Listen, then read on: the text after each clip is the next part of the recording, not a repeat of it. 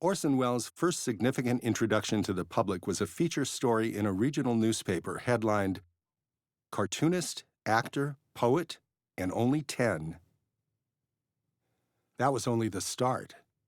From Everybody's Shakespeare done at Todd's School in his mid-teens, to the Federal Theater project Voodoo Macbeth, which ran in Harlem at age 21, to the modern dress blank stage anti-fascist Julius Caesar at 22, and at age 23, the War of the Worlds radio broadcast that frightened the nation. It was a resume stunning enough to convince George Schaefer, the new head of RKO, to reward an untested novice. Welles got an unprecedented contract enabling him to write, direct, produce, and appear in his films. Welles arrived at RKO motivated by an urge to experiment. He was especially interested in a 1933 tycoon film, The Power and the Glory. Preston Sturges wrote that film in a form he called narratage, in which the narrator returns in voiceover as the story proceeds. The film opens with the funeral for an allegedly devious railroad kingpin, Tom Garner. His story is related sorrowfully by Henry, his elderly secretary and boyhood friend who adored him. But intercut with Henry's narration is that of Garner's wife, who despised him. Taking the power and the glory for a model, Welles remarkably intensifies this pattern of narration in Citizen Kane. Tom Garner was loosely based on the magnate who founded the Post Cereal Company. Of course, Welles and his screenwriter Herman Mankiewicz had their own kingpin in mind for their film. But from the beginning, Welles attempted to dissociate his protagonist from that famous figure. He told an interviewer in 1982, "Hearst was such a strange, underwater creature. I found him so repulsive physically. By the time the picture started, anything dealing directly with Hearst was entirely subconscious. We believed totally in Kane by this time. Did I visit San Simeon? Never."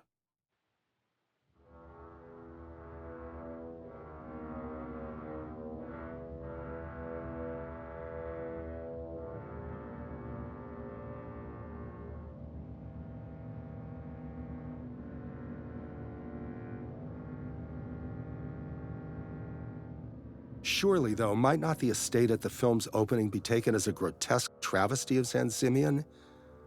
And what might the dopey-eyed monkey who welcomes us represent? Next comes a stunning magic trick from a show-off. An exact match from outside to inside the bedroom, including the reversed eye angle.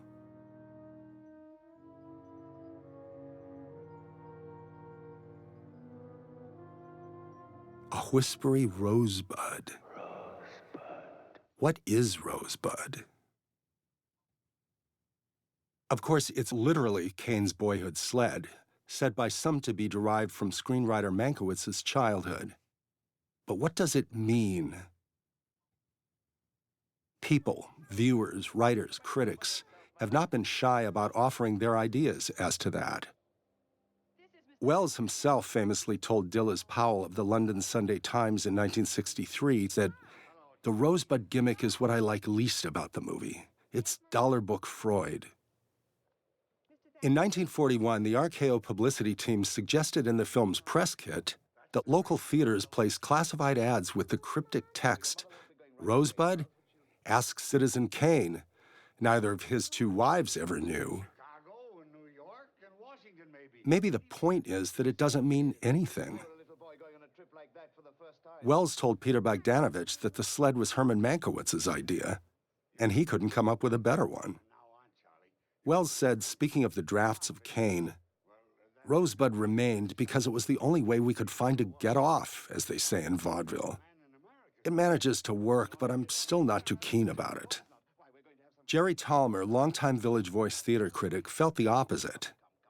"I remember to this day the impact on one young spectator, myself, at the first moment in 1941 I ever saw that workman throw that sled on that fire, and the rosebud emerge in full, curling, crumbling flower. Speak of your shock of recognition, it was as if all the meaning in the world, all roots, all psychological truth, had been laid bare in one blinding flash."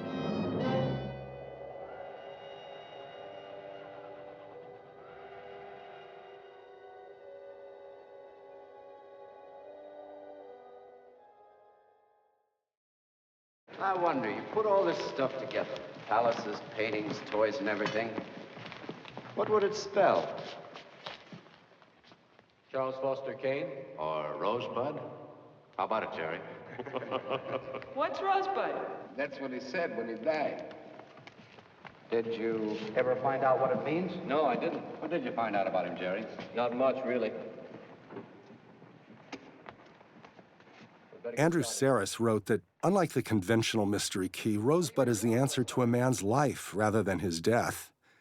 And since the intangible meanings of life end in the mystery of death, Rosebud is not the final solution, but only the symbolic summation. Mr. Kane was a man who got everything he wanted and then lost it.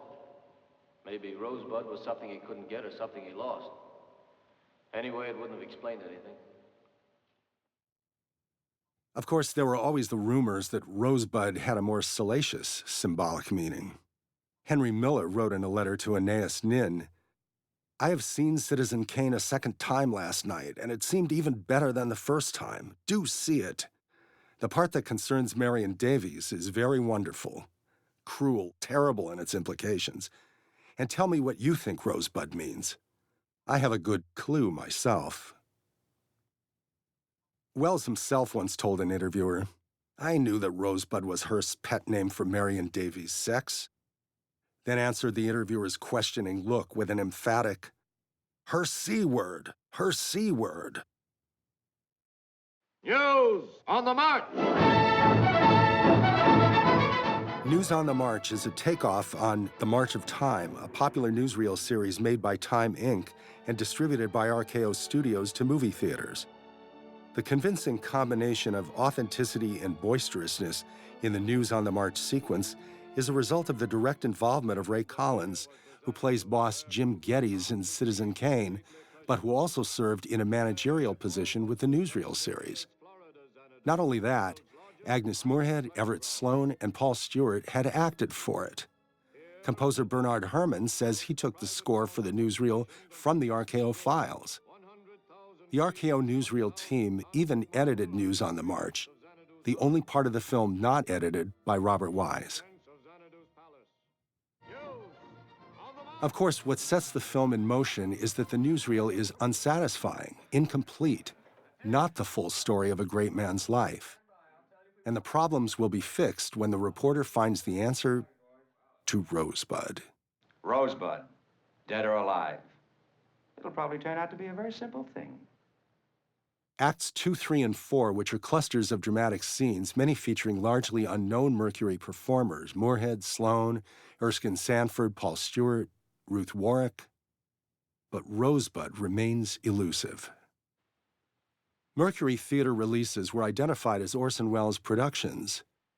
When auteur theory became an obligatory mode in film criticism, Welles was called to account for his frequent references to such as Greg Toland and Perry Ferguson in Citizen Kane. He was enraged. He said, "Any feature film of high importance is a work of collaboration. But you must remember that the term refers only to those with high levels of creativity, not a dullard like Mankiewicz, but Toland, Ferguson, Bernard Herrmann. Also Maurice Siderman, a genius in makeup, plus several other fields. Maurice was denied credit because he didn't work within the system. I introduced him with a series of full-page ads in trade papers as the greatest makeup artist in the world." He had it both ways. More than meets the eye. At the end, when Kane's useless property is being thrown into a blazing furnace, a reporter approaches Kane's steward, Raymond, and asks if he can shed any light on the big mystery. "Rosebud?" Imagine Paul Stewart's ultra-sleazy voice. "I'll tell you about Rosebud. What's it worth to you?"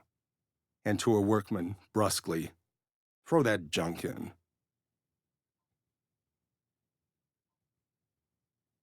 At last, the film admits what it's been up to, keeping us in suspense for 2 hours over something that turns out to be next to nothing.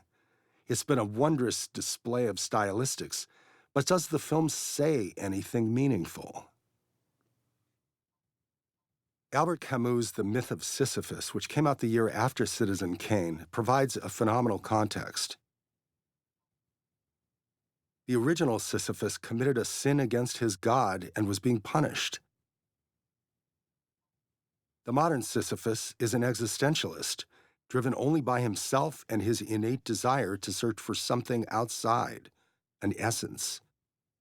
This essence is always beyond his capacity to discover.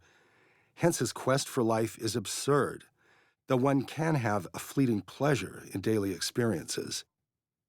Some truly monstrous phenomena are in range at the time of Camus' work: the war, the Holocaust, the atomic bomb, so that in the post-war era, the existential has in effect been converted to the absurd.